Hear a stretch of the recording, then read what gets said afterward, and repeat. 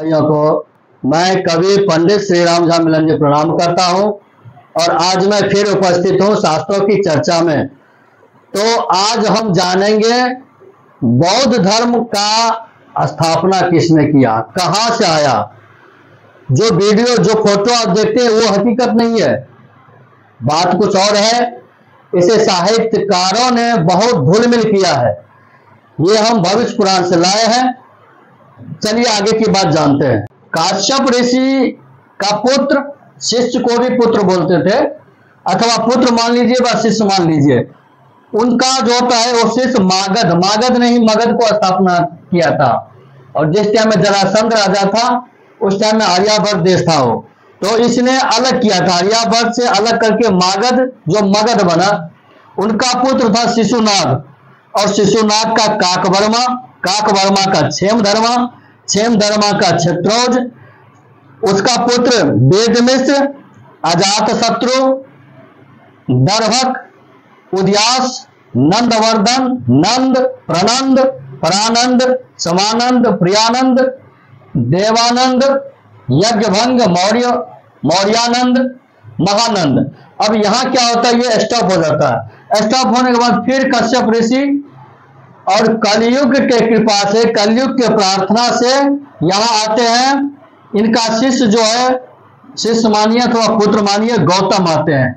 ये गौतम ने ही संस्कृत भाषा में पट्टन नाम की जगह है जो कपिलास्तु बोलते हैं। कपिलास्तु ये उत्तर प्रदेश में है। कपिल वस्तु पट्टन नगर में गौड़ धर्म का प्रचार प्रसार किया। कौन? गौतम। कहा किया? तो पट्टन नगर में, जिसे बाद में कपिल वस्तु बोलते हैं। ये उत्तर प्रदेश में है। और बुद्ध की जो साक्ष्य मिला वहां भी कपिल वस्तु है और वो नेपाल में पड़ता है और ये उत्तर प्रदेश में है। तो उन गौतम का पुत्र कौन हुआ? वैसे तो लोग गौतम बुद्ध बोल देते। गौतम का पुत्र हुआ शाक्य मुनि। इसने 20 वर्ष तक राज किया और गौतम 10 वर्ष तक राज किया, शाक्य मुनि 20 वर्ष तक राज किया। उनका पुत्र होता है सुधोधन, इसने 30 वर्ष तक राज किया। और सुधोधन का पुत्र होता है शाक्य सिंह, जिसने वेद मार्ग को नष्ट कर दिया है। ये भविष्य पुराण के हिसाब से हम आपको बता रहे हैं। इसने वेद मार्ग को नष्ट कर दिया है और बौद्ध धर्म को फैलाया है पूरे राज्य में। उस समय जैसा राजा था वैसा ही प्रजा हो गया था। और शाक्य सिंह का पुत्र बुद्ध सिंह हुआ, इसने भी 30 वर्ष तक राज किया।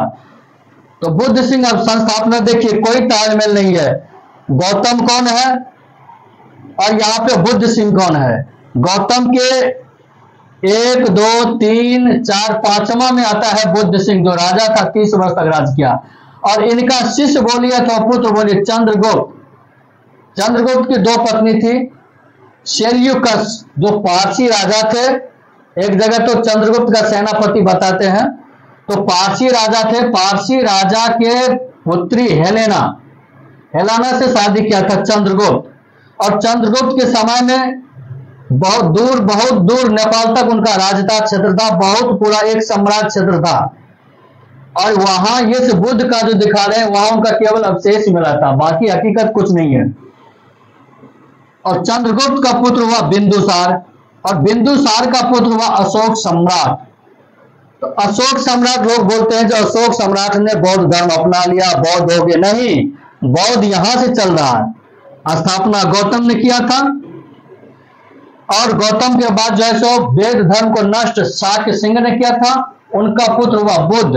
बुद्ध वो वैराग वाला नहीं है। वैराग वाला मेरे हिसाब से वो कोई अन्य, जो भगवान दशावतार स्तुति का दशावतार में जो भगवान बुद्ध है उनको वो लोग अपना भगवान मान लिया और उनके जरिए ये जोड़ दिया है, जो हकीकत ऐसा कुछ नहीं है।